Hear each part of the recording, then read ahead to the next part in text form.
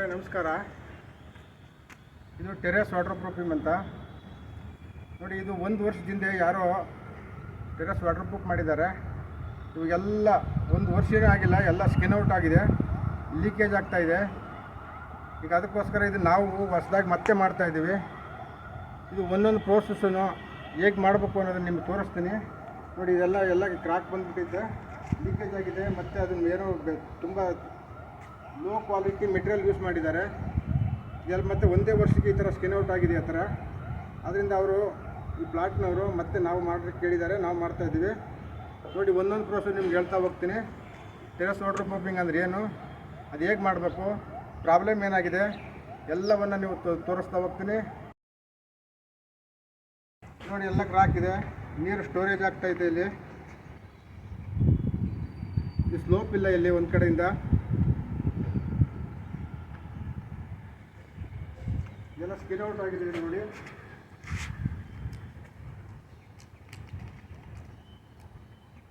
ಕೈಗೆ ಬರ್ತೈತೆ. ಇವರು 1 ವರ್ಷದಿಂದ ಮಾಡಿರ್ತಕ್ಕಂಥ ಪ್ರಾಬ್ಲಮ್ ಇದು. ಸೊ ಇದನ್ನು ನಾವು ರಿಪೇರಿ ಮಾಡ್ತಾಯಿದ್ದೀವಿ.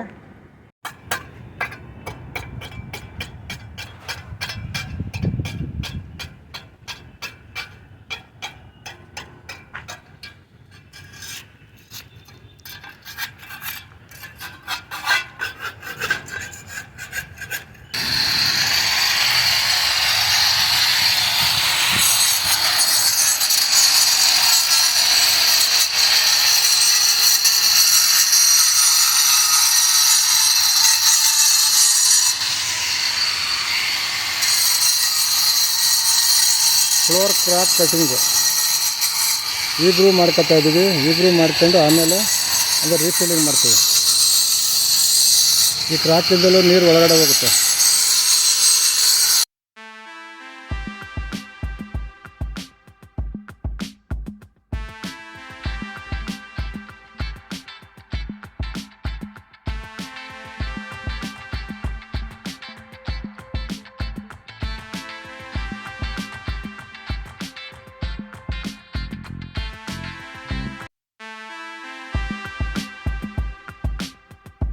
ಇದು ಫ್ಲೋರ್ ಅಂಡುಲೇಷನ್ ರಿಪೇರಿ ಮಾಡ್ತಾ ಇರೋದು.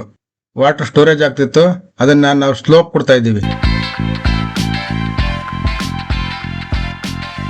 ಇದು ಚಿಪ್ಪಿಂಗ್ ಮಾಡಿರೋದು, ಲೀಕ್ ಆಗ್ತಾ ಇತ್ತು ವಾಟರ್, ಅದಕ್ಕೆ PU ಇಂಜೆಕ್ಷನ್ ಗ್ರೌಟಿಂಗ್ ಮಾಡಿದ್ದೀವಿ.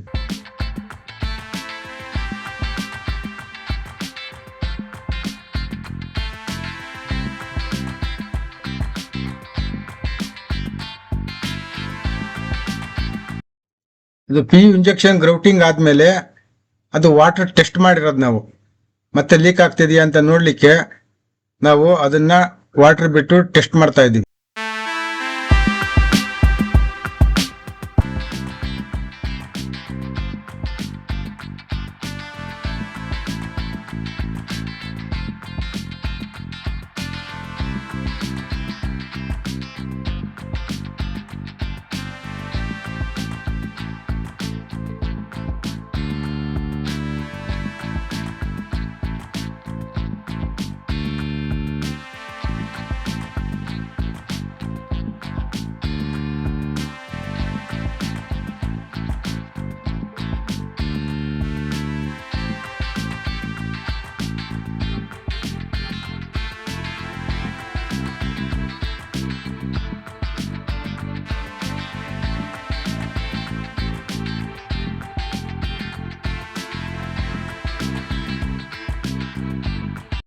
ಇದು ಕ್ರಾಕ್ ಫಿಲ್ಲಿಂಗು ಅಂಡುಲೇಷನ್ ರಿಪೇರಿ ಆದಮೇಲೆ ಫ್ಲೋರನ್ನು ವಾಟರ್ ವಾಶ್ ಮಾಡ್ತಾ ಇರೋದು.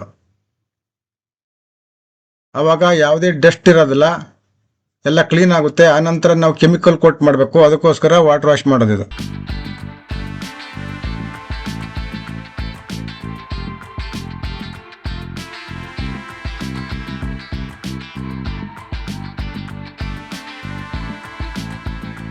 ನೆಕ್ಸ್ಟ್ ಇದು chemical coat.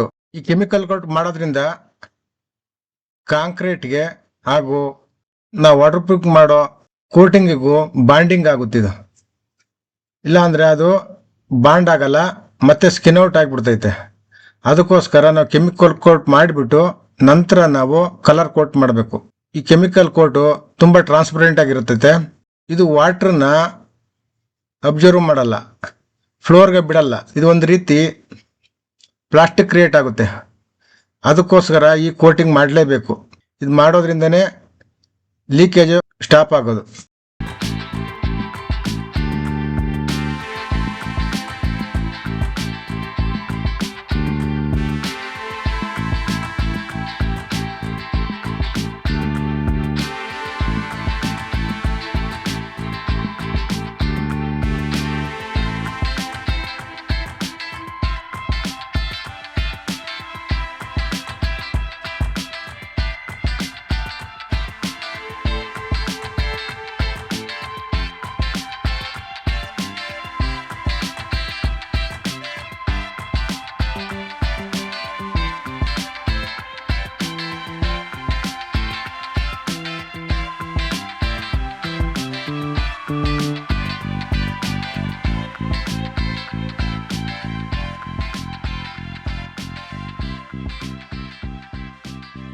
Next colour coat.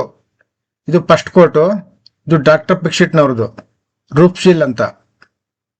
ಇದನ್ನ ನಾವು ಫಸ್ಟ್ ಕೋಟ್ ಸ್ಟಾರ್ಟ್ ಮಾಡಿದ್ದೀವಿ. ಕೆಮಿಕಲ್ ಕೋಟ್ ಆದಮೇಲೆ ಈ ಕೋಟಿಂಗ್ ಮಾಡಬೇಕು.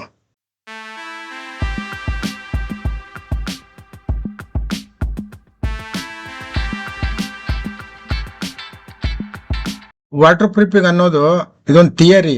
ಇದನ್ನ ಎಲ್ಲರೂ ಮಾಡ್ಲಿಕ್ಕಾಗಲ್ಲ. ವಾಟರ್ ಪ್ರೂಫಿಂಗ್ ಯಾರು ಮಾಡ್ತಾರೋ ಅವರೇ ಮಾಡಬೇಕು. ಯಾಕೆಂದಾಗ ಈ ರೀತಿ ಮಾಡೋದು ಕೆಲವೊಬ್ರು ಪೇಂಟರ್ಸ್ ಕೆಲವು ಮಾಡಿಸ್ಕೊಳ್ತಾರೆ. ಪೇಂಟರ್ಗೆ ಅವ್ರು ಏನಿಲ್ಲ, ಇದು ಯಾವ ತಂದು ಕೊಡ್ತಾರೋ ಅದನ್ನ ರೋಲಿಂಗ್ ಮಾಡ್ತಾರೆ. ಈ ಥರ ರೋಲ್ ಮಾಡಿಬಿಟ್ಟು ನೀವು ಪೇಂಟ್ ಥರ ಮಾಡಿಕೊಡ್ತಾರೆ. ಆದರೆ ಆ ರೀತಿ ಮಾಡೋದ್ರಿಂದ ನಿಮಗೆ ವಾಟರ್ ಲೀಕೇಜು ಸ್ಟಾಪ್ ಆಗಲ್ಲ. ಯಾರು ವಾಟರ್ ಪ್ರೂಫಿಂಗ್ ಮಾಡ್ತಾರೋ ಅಂಥವ್ರ ಹತ್ರನೇ ವಾಟರ್ ಪ್ರೂಫಿಂಗ್ ಕೆಲಸ ಮಾಡಿಸಿ.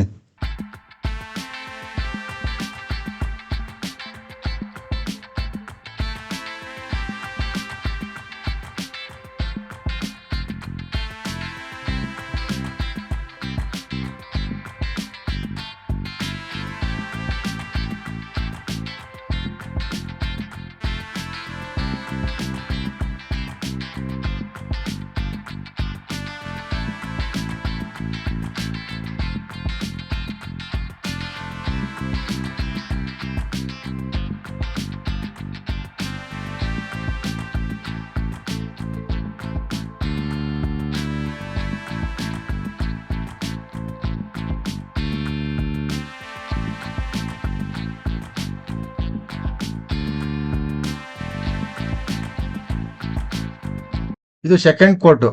ಫಸ್ಟ್ ಕೋಟ್ ಮುಗ್ದಿದೆ ಪೂರ್ತಿ. ಇವಾಗ ಸೆಕೆಂಡ್ ಕೋಟ್ ಮಾಡ್ತಾ ಇರೋದು. ಹಿಂಗೆ ಮಾಡೋ 2 ಕೋಟ್ ಮಾಡೋದ್ರಿಂದ ಒಂದು 2 mm ಥಿಕ್ನೆಸ್ ಬರುತ್ತೆ. ಆ ಥಿಕ್ನೆಸ್ ಇರೋದ್ರಿಂದ ವಾಟರ್ನ ಫ್ಲೋರ್ ಅಬ್ಸರ್ವ್ ಮಾಡಲ್ಲ. ಅವಾಗ ಸೀಲಿಂಗಲ್ಲಿ ಲೀಕೇಜ್ ಆಗಲ್ಲ. ಇದಕ್ಕೆ ಮಿನಿಮಮ್ ಒಂದು 10 years ಗ್ಯಾರಂಟಿ ಇದೆ. ಯಾವುದೇ ಲೀಕೇಜ್ ಇದ್ರೂ ರಿಪೇರಿ ಮಾಡಿಕೊಡ್ತೀವಿ.